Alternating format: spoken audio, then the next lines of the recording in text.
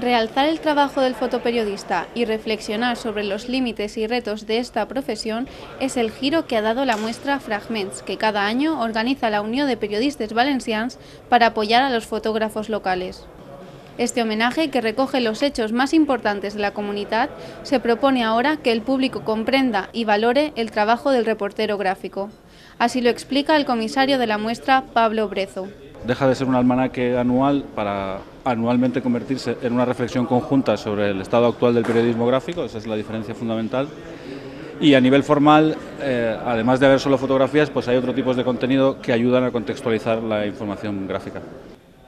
Reporteros que toman una foto de una niña abatida en Haití o dos turistas que se sacan un selfie en una manifestación de Barcelona son solo dos ejemplos que evidencian el amarillismo y los peligros del fotoperiodismo que el presidente de la Unión de Periodistas, Sergi Pitarch, ha denunciado.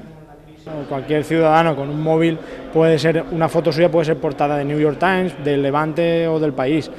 Y también esta manera de reflexionar, esta manera abierta a la ciudadanía, pues un poco hacerle reflexionar a la gente que una foto suya puede arruinarle la vida a una persona. El año que viene se abrirá una convocatoria nacional para permitir la participación de cualquier ciudadano y reportero que trabaje en España.